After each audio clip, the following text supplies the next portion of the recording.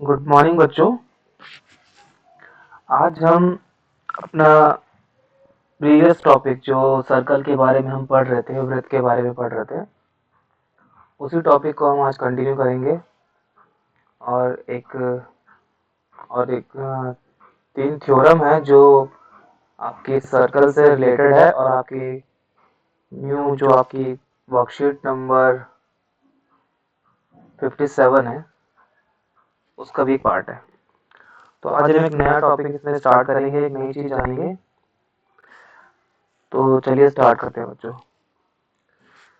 आज इस एक सर्कल हमने जो लास्ट वीडियो में भी बनाया था, उसमें हमने जीवा के बारे में, त्रिज्या के बारे में जाना था। ठीक है बच्चों, आज हम इसके अंदर एक और लाइन है जिसको हम कहते हैं जीवा, ठीक है, और उसको इंग्लिश में कहते हैं कॉर्ड, उसके बारे में जानेंगे। और सर्कल में इसको किस तरह से ड्रॉ किया जाता है ये हम देखेंगे। तो मैं एक सर्कल ड्रॉ कर रहा हूँ। सर्कल ड्रॉ करने के बाद आप देखेंगे इसके अंदर हम एक सेंटर पॉइंट यूज करते हैं, इसको हम केंद्र बिंदु कहते हैं। ठीक है, केंद्र बिंदु। ठीक है, मैंने बताया था कि हम केंद्र बिंदु का नाम कुछ भी दे सकते हैं। हम मोस्टली वो यूज करते हैं ताकि कंटिन्यू में हमारे पास ये नाम रहे, और हर जगह में मोस्टली हम ओ को यूज करते हैं। ठीक है बच्चों, तो आज हम एक नई लाइन के बारे में जानेंगे जिसका नाम है कॉर्ड, जिसको हम हिंदी में कहते हैं जीवा। जीवा एक ऐसी लाइन होती है बच्चों जो सर्कल के ऊपर ड्रॉ होती है, और ये सर्कल के किसी एक पॉइंट को टच करते हुए स्टार्ट होती है और सर्कल के दूसरे पॉइंट को टच करती है। ठीक है, लेकिन ये कभी भी सेंटर से होकर नहीं गुजरती है, मतलब केंद्र बिंदु से होकर पास नहीं होती है। इसका मैं नाम दे देता हूँ ए, कैपिटल में यूज करते हैं ए एन बी। ठीक है, ये आपकी लाइन होती है, जीवा लाइन होती है। जीवा लाइन की पहचान क्या होती है कि ये सर्कल के किसी भी एक पॉइंट से स्टार्ट होती है और सर्कल के दूसरे एंड पे जाकर टच होती है, लेकिन केंद्र बिंदु से होकर नहीं गुजरती है। ठीक है, आप एक सर्कल में कितने भी जीवा, कितने भी कॉर्ड ड्रॉ कर सकते हैं। मैं यहाँ पर एक जीवा और ड्रॉ कर सकता हूँ। तो ये पॉइंट से पॉइंट टच हो गया, लेकिन मैंने सर्कल के पास से इसको ड्रॉ नहीं करा, सर्कल से होके पास नहीं हुई है। ठीक है, तो ये भी एक जीवा है। पिछली वीडियो में हमने पढ़ा था डायमीटर के बारे में, व्यास। वो लाइन जब बनती है वो भी ऐसी होती है कि सर्कल के किसी एक पॉइंट से स्टार्ट होती है और दूसरे पॉइंट पर टच करती है, लेकिन डिफरेंस क्या था उसका कि वो लाइन जो डायमीटर आपकी बनती है वो सेंटर से होके पास होती है। ठीक है, जिसको हम व्यास कहते हैं, डायमीटर। तो व्यास और कोण, जीवा, इन दोनों में डिफरेंस क्या होता है कि जो व्यास होता है वो आपका सेंटर से होके पास होता है, ठीक है, केंद्र बिंदु से, और सर्कल के दो पॉइंट को टच करता है। और आपकी जीवा जो होती है वो सेंटर से पास नहीं होती है और सर्कल के दो एंड को ज्वाइन करती है। ठीक है बच्चों, तो ये आपके बारे जीवा के बारे में हो गया। इसके बारे में आप ध्यान रखिएगा, कभी भी सेंटर से पास नहीं होती है। और आप इसके अंदर कितनी भी जीवा ड्रॉ कर सकते हैं। यहाँ से मैं एक जीवा और ड्रॉ कर सकता हूँ। ठीक है, ये जीवा मैं एक और ड्रॉ कर सकता हूँ। छोटी, जैसे यहाँ से लेकर यहाँ तक भी मैं जीवा ड्रॉ कर सकता हूँ। कोई भी दो पॉइंट सर्कल के पार्ट को टच करने चाहिए, लेकिन सेंटर से पास नहीं होनी चाहिए। ठीक है, तो जीवा की पहचान होती है। ठीक है बच्चों, अब हम इस जीवा से रिलेटेड तीन थ्योरम है जिसको हम जानेंगे और उसके बारे में पता करेंगे कि इसका क्या यूज होता है। ठीक है, तो यहाँ मैं वैसे लिख देता हूँ जीवा कॉर्ड। ठीक है, CHORD। ठीक है, जिसको हम हिंदी में कहते हैं, टाइप में इंग्लिश में कर रहा हूँ लेकिन क्योंकि यहाँ इंग्लिश में है, जीवा। ठीक है, इसके बारे में हम आज पढ़ रहे हैं। ठीक है, तो जो फर्स्ट थ्योरम आती है बच्चों, फर्स्ट थ्योरम के लिए मैं एक डायग्राम ड्रॉ कर देता हूँ और एक बार दोबारा बना देता हूँ। Delete circle. हम वन बाय वन सारी थ्योरम पढ़ेंगे। ठीक है, जो फर्स्ट थ्योरम आती है उसके अंदर हम क्या करते हैं, एक सर्कल में ड्रॉ करा, इसके अंदर हमने दो जीवा ड्रॉ कर दी, ठीक है, एक जीवा ये एंड सेकेंड जीवा दिस वन, ठीक है बच्चों, ये आपका सेंटर पॉइंट है,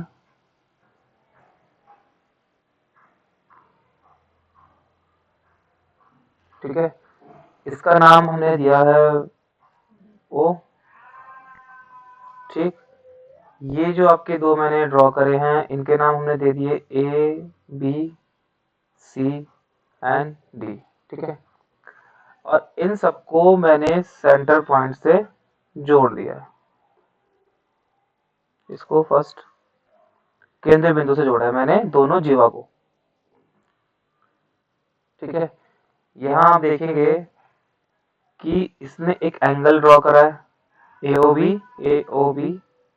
इसने एक एंगल आपका ड्रॉ करा है COD, ठीक है, तो हम यहाँ पर ये आपको पता होगा A से लेकर O तक की जो लाइन है ये आपकी कौन सी लाइन है, त्रिज्या है, ठीक है, जो सेंटर पॉइंट से स्टार्ट होती है और सर्कल के एक एंड में जाके खत्म होती है, ठीक है। अब हम यहाँ पढ़ेंगे थ्योरम नंबर 1, फर्स्ट थ्योरम, उसके अंदर क्या होता है, नंबर 1 मैं आपको पहले बता देता हूँ थ्योरम में, जब भी आपके पास दो जीवा दी हो, जैसे यहाँ पर जीवा AB एक जीवा है, CD एक जीवा है, ठीक है, और इन दोनों ने सेंटर के साथ मिलाकर एक एंगल ड्रॉ करा है, जब ये सेंटर के साथ ज्वाइन हुई तो इन्होंने एक एंगल क्रिएट करा है AOB और इसने एंगल क्रिएट करा है COD। तो इसके अंदर क्या प्रॉपर्टी बनती है कि जब भी दो जीवा सेंटर के साथ मिलकर दो एंगल बनाती है, ठीक है, और अगर ये दोनों जीवा आपस में बराबर है तो ये बराबर होने की वजह से सेंटर के साथ जो एंगल बनाती है वो भी आपस में बराबर होते हैं। तो इसका मतलब ये है कि अगर AB बराबर CD है, जो कि हमारी क्या है, जीवा, ठीक है, अगर AB और CD बराबर है तो ये सेंटर के साथ मीन्स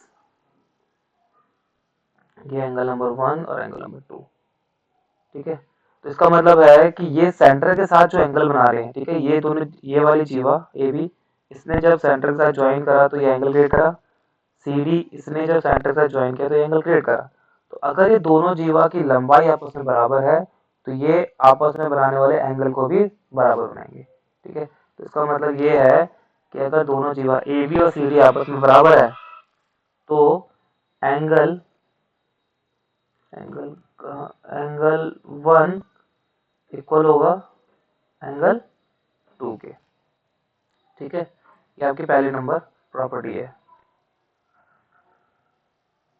ठीक है बच्चों। तो और इसके कॉरस्पॉन्डिंग में उल्टा, अगर दो लाइन AB और CD जो जीवा है आपकी, इन्होंने सेंटर के साथ जो एंगल क्रिएट कर रहे हैं, अगर दोनों एंगल आपस में बराबर हैं, ध्यान से सुनना बच्चों कि अगर दोनों एंगल आपस में बराबर हैं तो ये इनके साथ में जुड़ी हुई जो जीवा की लाइन है, ये AB और CD ये भी आपस में बराबर होंगे, तो कॉरस्पॉन्डिंग में हम क्या कह सकते हैं, और if angle 1 equal to angle 2 then AB equal to CD होगा, ठीक है, तो हमने उल्टी बात भी कह दी कि अगर दोनों जीवा बराबर है तो वो दोनों एंगल भी बराबर रहेंगे, और अगर दोनों एंगल बराबर हैं तो आपकी जो जीवा की लाइन ड्रॉ हुई है इसको मिला के वो भी आपस में बराबर होगी, ठीक है बच्चों। तो ये आपकी है थ्योरम नंबर 1। अब हम चलते हैं थ्योरम नंबर 2 पे।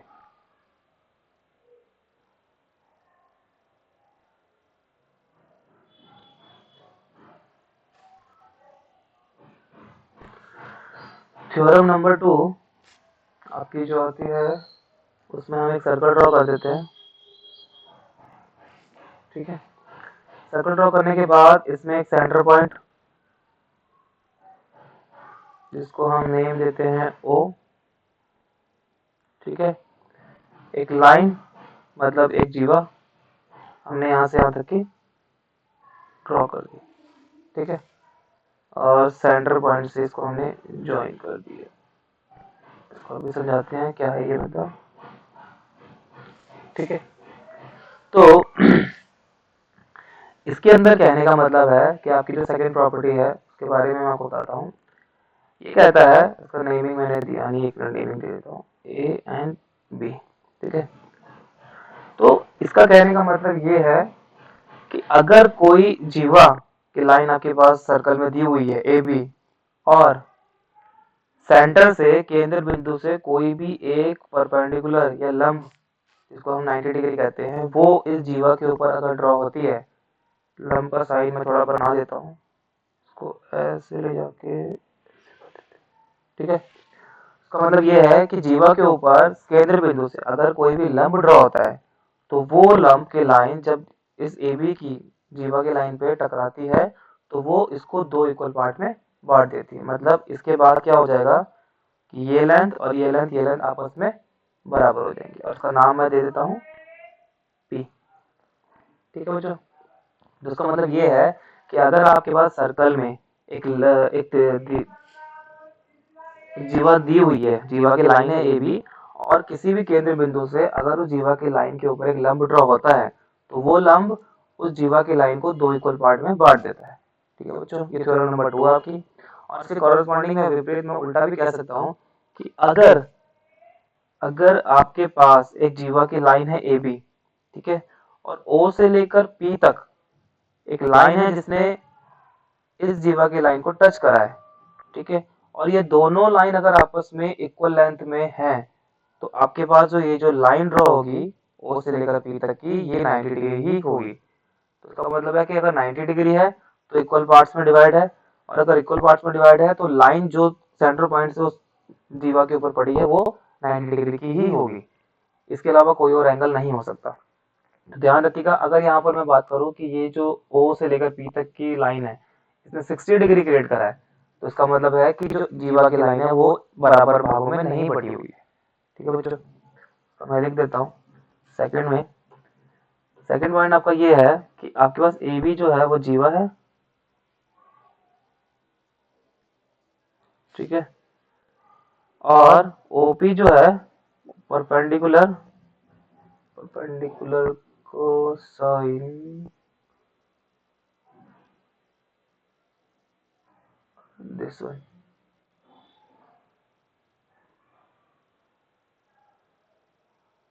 ठीक है। ओपी जो है वो परपेंडिकुलर है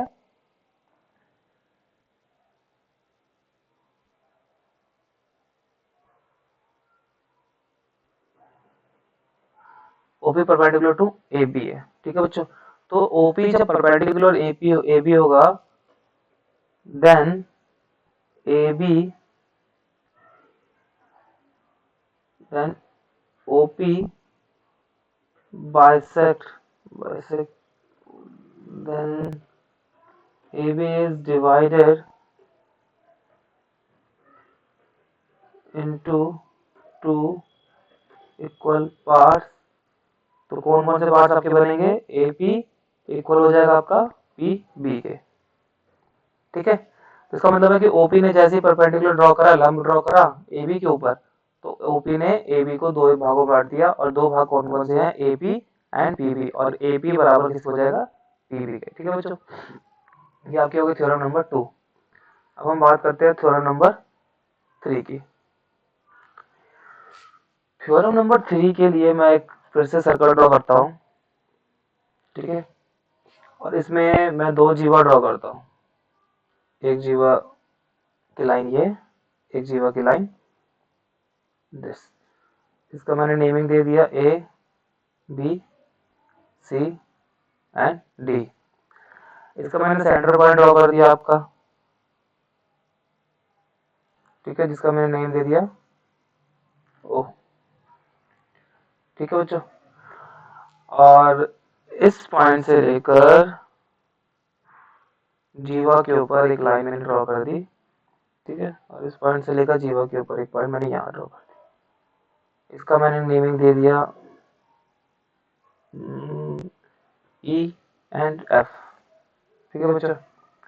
तो आपकी जो तीसरी थ्योरम है वो थ्योरम ये कहती है कि अगर आपके पास सर्कल में दो जीवा दिए हुए हैं, ठीक है, और सेंटर से कोई एक लाइन है जो इस जीवा के ऊपर टच कर रही है उसको, ठीक है, उस जीवा के ऊपर है, तो वो कितने एंगल का है हमें कोई मतलब नहीं, लेकिन इसमें कहने का मतलब ये है कि अगर जीवा की लंबाई आपस में बराबर है तो सेंटर से जो लाइन जीवा के ऊपर ड्रॉ करी गई है वो दोनों लाइन आपस में बराबर होंगी, ठीक है। तो इसका मतलब क्या बताया मैंने कि जीवा की लंबाई अगर दोनों बराबर है, ठीक है, तो सेंटर से, केंद्र बिंदु से जो लाइन जीवा के ऊपर ड्रॉ की गई है वो दोनों लाइन आपस में भी बराबर होंगी, ठीक है। और उसके विपरीत दूसरी लाइन, दूसरी पॉइंट ये कि अगर आपके पास दो लाइन है सेंटर पॉइंट से, केंद्र बिंदु से, जो बराबर की लाइन है, जैसे ओ एफ एंड ओ ई, ये दोनों आपस में बराबर हैं, ठीक है। अगर ये दोनों आपस में लाइन बराबर है और ये किसी जीवा के ऊपर ड्रॉ की जाती है तो वो दोनों जीवा भी आपस में बराबर होंगे, ठीक है। तो कॉरस्पॉन्डिंग में क्या हो जाएगा, जीवा की लंबाई अगर बराबर है तो केंद्र बिंदु से जो लाइन उनके ऊपर ड्रॉ की गई है वो भी आपस में बराबर होगी, और अगर केंद्र बिंदु से जीवा के ऊपर कोई लाइन ड्रॉ की गई है जो कि आपस में बराबर है तो वो जीवा को भी आपस में बराबर करेगी। तो इसके लिए थर्ड पॉइंट में मैं लिख देता हूँ क्या, कि अगर F A B equal to C D, ठीक है, then O E equal to O F, जो कि आपकी ये लाइन है, ठीक है, O E equal to O F. Corresponding में और कह सकते हैं if O E equal to O F then A B equal to C D, ठीक है बच्चों।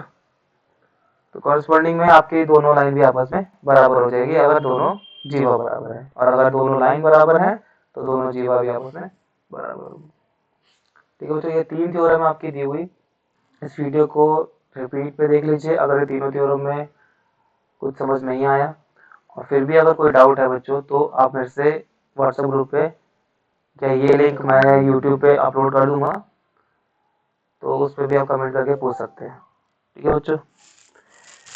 Thank you.